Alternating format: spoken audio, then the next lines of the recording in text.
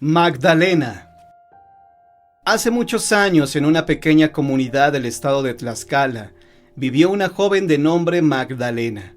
Provenía de una noble cuna, pero aunque tenía una hermana muy bella, ella era todo lo contrario, pues a pesar de contar con una buena posición económica, tenía fama de bruja. Sin prestarle atención a su apariencia, mantenía un semblante cansado, frágil y enfermizo. Su piel era marchita, haciéndola aparentar una mayor edad. Se vestía de forma precaria y siempre estaba sucia. Poseía el cuerpo espigado y muy delgado. Sus ojos nublados siempre la hacían lucir cansada, con la mirada perdida en el horizonte. La singular apariencia de la joven hacía que los pobladores hablaran, asegurando que salía por las noches, ladeando los senderos directo a las barrancas y cañadas, envuelta en ropas enteramente de color negro. Cada vez que alguien murmuraba haberla visto recorrer la noche, por la mañana aparecía un animal sin vida en las cercanías, negando tajantemente que alguien como ella pudiera despertar la pasión en algún pretendiente. Juan y Jacinto, dos jóvenes hermanos, beneficiarios de una importante hacienda, se enamoraron de ella. Una noche Juan, el menor de los hermanos, se topó con Magdalena. El muchacho se ofreció a escoltarla en su paseo, pero la joven se negó rotundamente, no sin antes ofrecerle una pañoleta, pidiéndole que se le entregara sin demora a su rival de amores. Sin motivos para dudar de ella, Juan guardó la pañoleta para sí y contempló cómo Magdalena se perdía en la distancia. A la mañana siguiente, el joven amaneció muy enfermo. Jacinto, su hermano, preocupado por la inesperada enfermedad, intentó con todos sus recursos aliviar el malestar de su familiar. Hizo traer médicos de la capital, pero ningún especialista pudo diagnosticar qué tipo de padecimiento afligía al joven heredero. Con el transcurrir de los días, su condición empeoraba. La habitación se inundaba con un olor fétido y su cuerpo estaba cubierto por un color amarillento. Jacinto, que al inicio dedicó su esfuerzo a la salud de Juan, volcó su atención hacia Magdalena, dejando en el olvido a su hermano. En la hacienda se rumoraba que la enfermedad del joven se debía al embrujo que la muchacha ejercía con sus artes. Y cuando Juan falleció, Jacinto salió en busca de Magdalena. Al llegar a la casa de ella, fue recibido por su hermana, Minerva. Esta, visiblemente nerviosa, le impidió el paso. Con frases entrecortadas le explicó que no sabía del paradero de Magdalena. El joven mantuvo la rutina por varios días con los mismos resultados. Minerva siempre volteando sobre su hombro, como si alguien la observara. Convencía a Jacinto de retirarse. Ante la obstinación y sin pretextos válidos que lo persuadieran, la joven confesó que su hermana se encontraba en su alcoba, pero que no podía importunarla. Jacinto, sin escuchar la advertencia, entró decidido. Al cruzar por el marco de la puerta, se quedó petrificado. En el suelo se encontraba Magdalena sin ropa, sin control sobre su cuerpo. El lugar estaba repleto con objetos de brujería. En el centro de la habitación se encontraba un altar salpicado de sangre. Había dos fotografías, una de Jacinto y otra de Juan.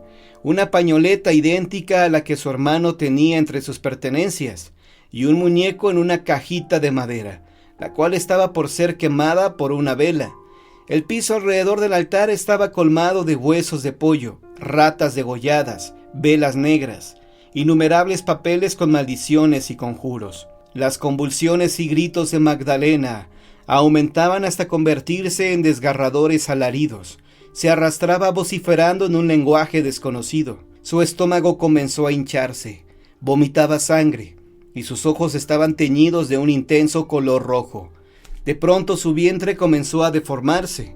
Algo parecía intentar salir de él. Una mano abrió desde adentro una cavidad por donde se asomó una diminuta cabeza. Al término de la horrible velada, Magdalena falleció desangrada junto con la criatura que se asemejaba a un bebé. Dicen que Jacinto recobró la conciencia y la cordura poco a poco, en tanto que Minerva abandonó la propiedad tiempo después. La casa permaneció en el olvido y fue destruida por los habitantes, pero por miedo a Magdalena, el terreno permaneció baldío. La conceja asegura que Jacinto y Minerva se hicieron cercanos tras su experiencia y formaron una bella familia en la que la historia se cuenta de generación en generación. La leyenda del sombrerón de Chiapas. La gente en Chiapas a menudo suele decir: seguro tiene trato con el diablo. ¿O cómo no va a tener dinero si en la casa que acababa de comprar encontró un buen entierro? Esto se debe a que es muy frecuente encontrar plata, oro o alhajas escondidas en paredes o patios de las casas viejas. Así se escuchó decir en las calles de uno de los barrios de Tuxtla, a principios del siglo. Doña Moni no pudo disimular el dinero que de la noche a la mañana comenzó a gastar casi a manos llenas. Las fiestas que organizaba en el mes de mayo se pasaban de espléndidas, ya que echaba la casa por la ventana, ofreciendo a sus invitados costosas bebidas, además de suculentas y abundantes comidas, sopa de pan, un buen mole de guajolote y un sabroso estofado. Con motivo de la sentada de las vírgenes, ofrecía el tradicional pusacsé, con sus respectivos cananes, pero si la imagen entraba a su casa, daba el sixpolá. Doña Moni se ataviaba con finos vestidos, y sus favoritos eran los huipiles bordados en la bocamanga. La cabeza la cubría con blancos encajes hermosos que le caían a los lados, cubriéndole sus aretes de canasta y corales. Lucía también su rosario rojo de coral y algunas joyas que se había mandado hacer. Aquellos que la conocían muy bien sabían que antes no tenía mucho dinero, porque apenas si se había podido hacer de un terrenito al que diariamente se dirigía para limpiarlo. En esta tierra, dicen, se le apareció un hombre muy elegante, una especie de charro galoneado de grandes bigotes.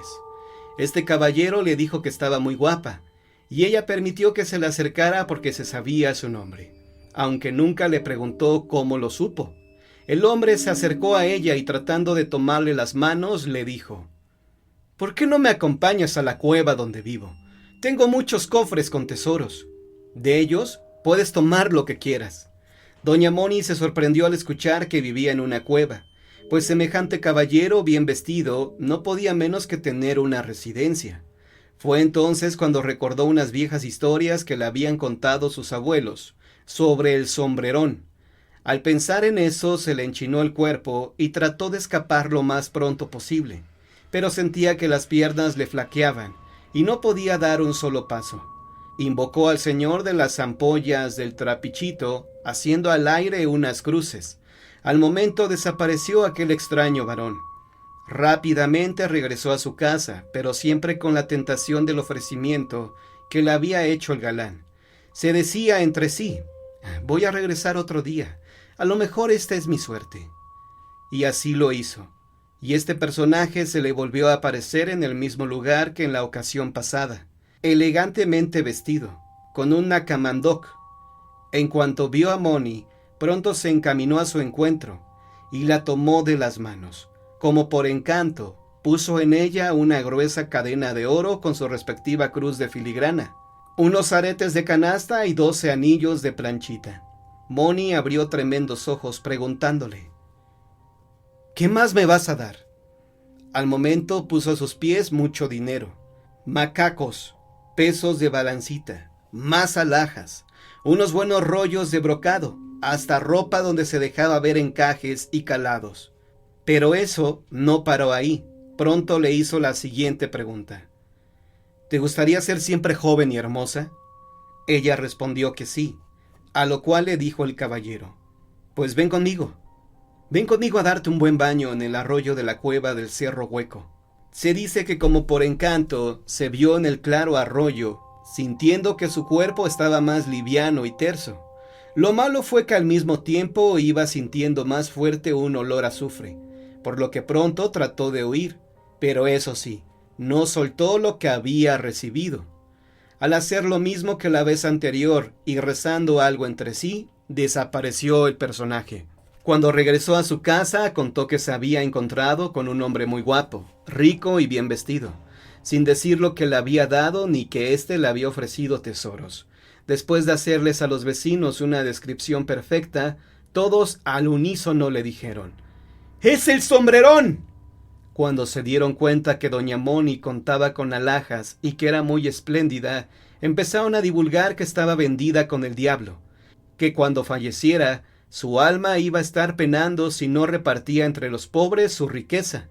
Como todo eso llegó a sus oídos, pronto fue a confesarse recibiendo de penitencia 100 rosarios diarios, y el consejo de que repartiera sus tesoros con los pobres, y que diera más barata la carne de cochi que vendía en el mercado.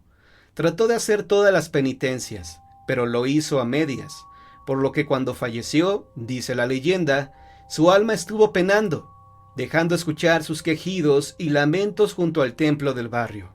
Pobre doña Moni, si al menos hubiera escuchado los sabios consejos de los ancianos que dicen: cuando veas al sombrerón, no te atrevas a aceptarle nada.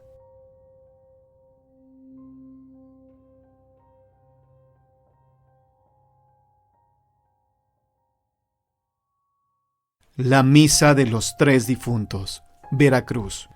Cuenta una conseja que en las calles de Guanajuato, cuando la luna es llena, el frío de los difuntos toca las mejillas de los que se asoman a la puerta. Sola se encontraba doña Sofía, como a las 11 de la noche, cuando sintió que al abrir la puerta unas manos invisibles le recorrieron toda la cara. ¿Quién anda ahí?, preguntó asustada. Unos quejidos profundos horrorizaron a la pobre mujer, que corriendo llegó hasta su cama, de donde no salió hasta que el sol se asomó por la ventana. Cuando le contó a su esposo y a su suegra lo que le había pasado, estos no le creyeron. Pasaron los días, y la pesadilla de la puerta se la había olvidado, hasta que una noche, al volver de la calle, encontró a la anciana temblando de miedo. Entre cortadas palabras, la suegra le platicó que 3 difuntos le habían hablado pidiéndole cristiana sepultura, pues se encontraban sus restos enterrados debajo de la mesa donde la familia veneraba imágenes y santos. Al principio la creyeron loca, pero días después el señor de la casa escarbó en aquel sitio y efectivamente encontró los restos de lo que un día fueron 3 gallardos hombres. De acuerdo con el deseo expresado de los difuntos, se celebraron algunas misas y los restos fueron enterrados en el camposanto.